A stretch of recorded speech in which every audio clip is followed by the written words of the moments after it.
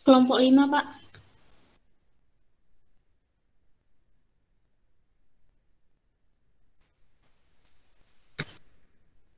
Salini, Novia, Maya, Fikri, sama Gabriel, Pak.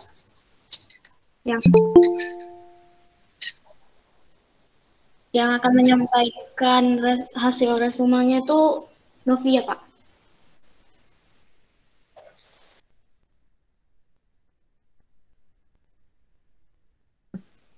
Baik Pak,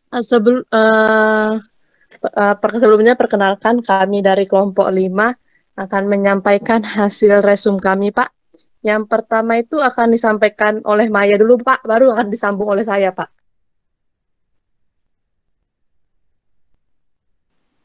Pada Maya dipersilahkan. Terima kasih Novi. Assalamualaikum warahmatullahi wabarakatuh. Jadi kami dari kelompok 5 akan mempresentasikan hasil resum kami mengenai materi aggregate planning in supply chain. Jadi aggregate planning ini adalah proses di mana perusahaan menentukan tingkat yang ideal dari sisi kapasitas tingkat produksi, subkontrak, persediaan stok, dan bahkan harga produk di masa yang akan datang.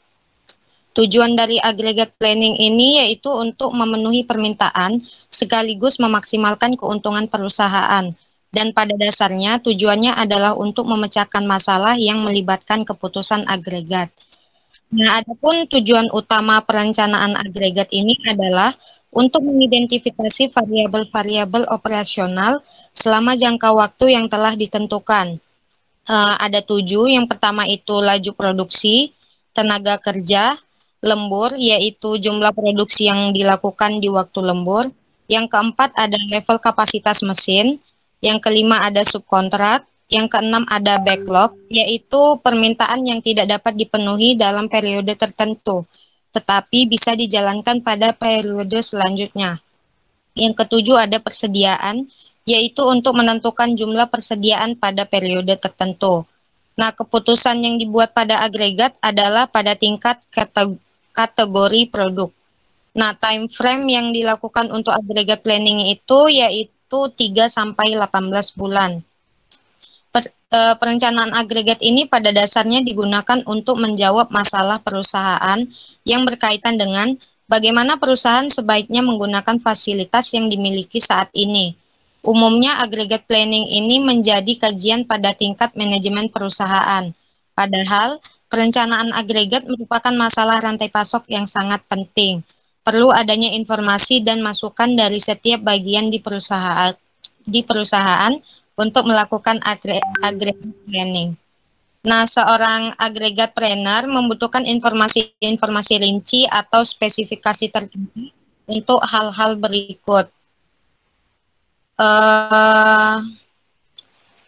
Ini ada 9 informasi. Yang pertama ada perkiraan permintaan untuk setiap periode. Yang kedua ada biaya produksi.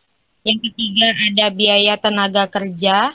Yang keempat, biaya produksi yang dikerjakan subkontrak.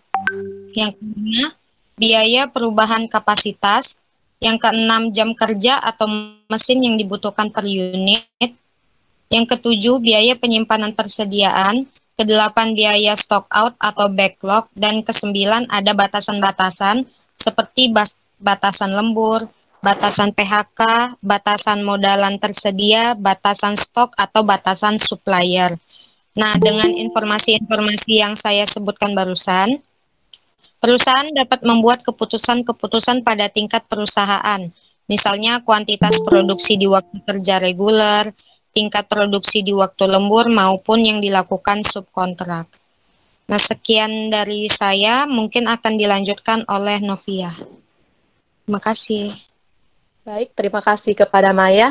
Selanjutnya saya akan menjelaskan mengenai strategi-strategi yang ada di perhitungan agregat. Yang pertama itu ada strategi pengejaran atau chase strategi, di mana strategi ini digunakan ketika adanya variasi kapasitas mesin atau ketika mempekerjakan ataupun memberhentikan pekerja karena permintaan bervariasi. Kemudian yang alasan yang kedua yaitu ketika efek negatif pada moral tenaga kerja. Kemudian strategi ini juga digunakan ketika biaya penyimpanan persediaan lebih tinggi dan biaya untuk mengubah kapasitas lebih rendah.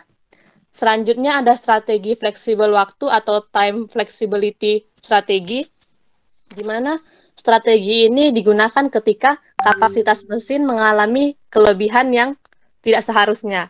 Kemudian alasan yang kedua, karena tenaga kerja lebih stabil dan jumlah jam kerja bervariasi. Dan alasan yang terakhir itu karena tingkat persediaan lebih rendah dan pemanfaatan lebih rendah. Dan yang ketiga ada strategi tingkat atau level strategi, di mana strategi ini digunakan ketika kapasitas mesin dan tingkat tenaga kerja yang stabil dan tingkat output yang konstan. Kemudian tingkat persediaan berfluktuasi dari waktu ke waktu dan persediaan terbawa dari periode permintaan tinggi ke rendah. Selanjutnya ada kesalahan perkiraan dalam rencana agregat, di mana ada beberapa hal yang harus diperhatikan. Yang pertama itu kesalahan perkiraan, yang kedua itu persediaan pengamanan, yang ketiga itu ada kapasitas keselamatan. Selanjutnya ada peran IT dalam rencana agregat.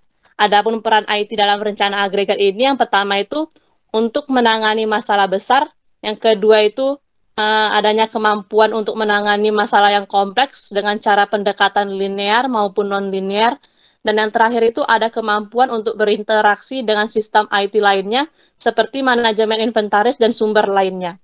Dan yang terakhir itu cara penerapan agregat dalam prakteknya. Adapun beberapa penerapan yang harus dilakukan, yang pertama itu berpikir di luar perusahaan ke seluruh rantai pasok. Yang kedua itu membuat rencana fleksibel karena perkiraan itu tidak selalu akurat. Yang ketiga menjalani kembali rencana agregat saat data baru muncul. Dan yang terakhir itu menggunakan perencanaan agregat saat pemanfaatan kapasitas meningkat. Sepertinya itu saja yang dapat dijelaskan oleh kelompok 5. Jika ada kesalahan kami mohon maaf. Terima kasih. Sudah, Pak.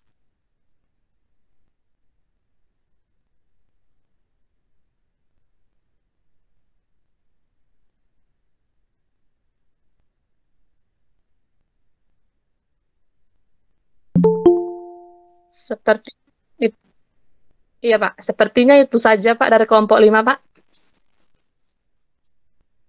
Terima kasih, Pak.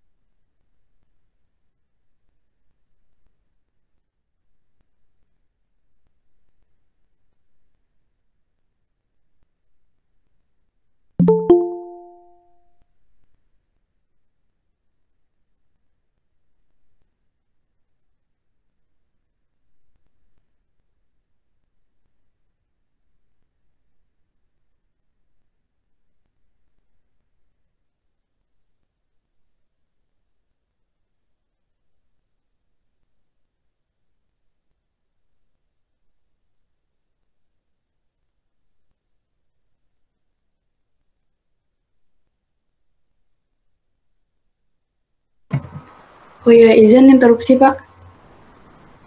Saya Laura Tiffany tadi telat gabung Pak karena jaringan bermasalah. Oke Pak, terima kasih.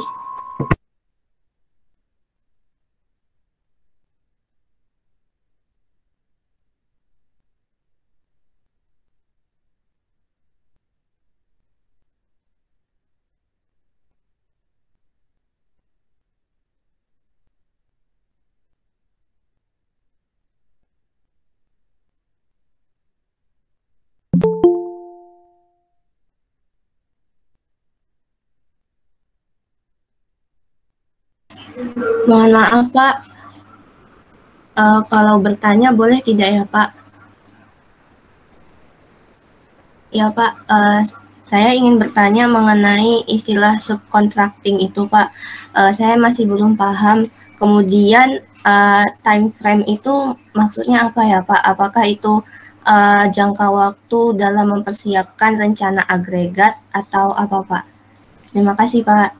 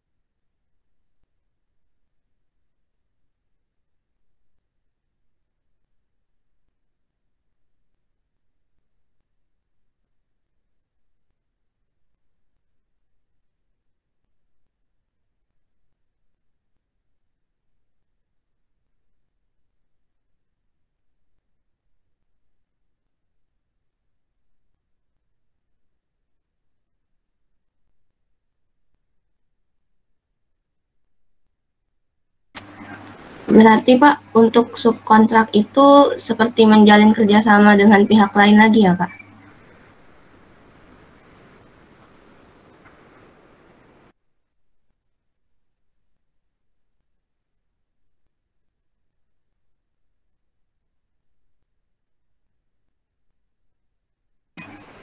Oh iya baik Pak, terima kasih ya banyak atas penjelasannya Pak.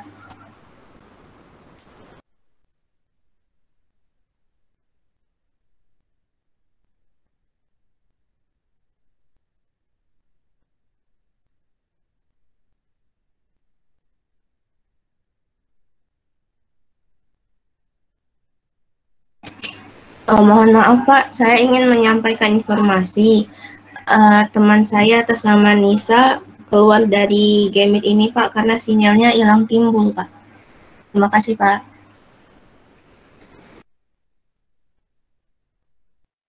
Iya Pak, benar.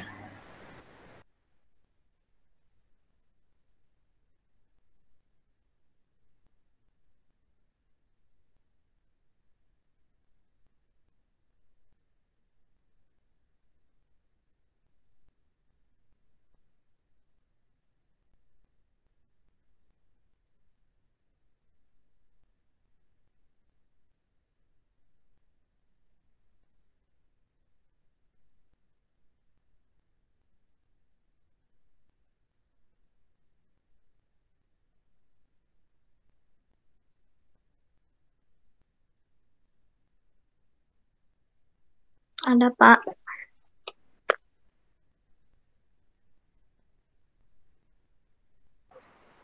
Ada Pak, kelompok 12. 11 Pak.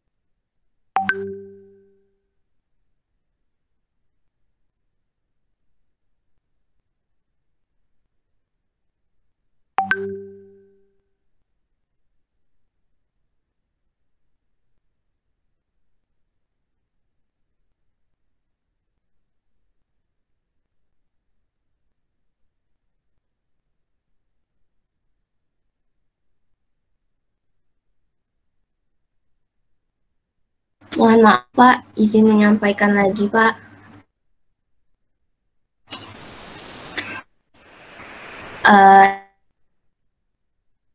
Alkoholi defibrillaboflen Pak, tadi di perumahannya mati listrik Pak. Si Pak.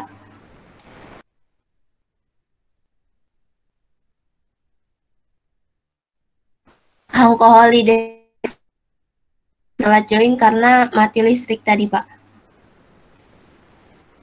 Ya, terima kasih.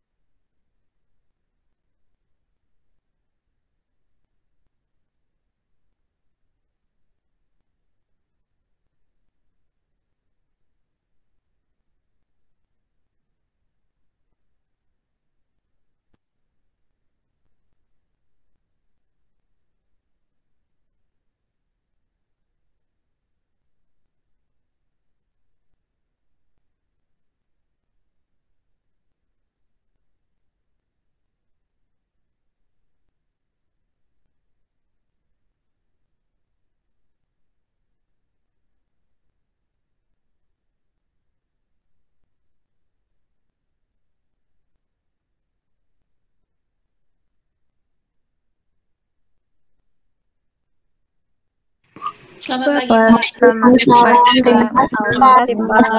Pak, selamat Iya, Pak. wabarakatuh. Pak, Terima kasih, Pak.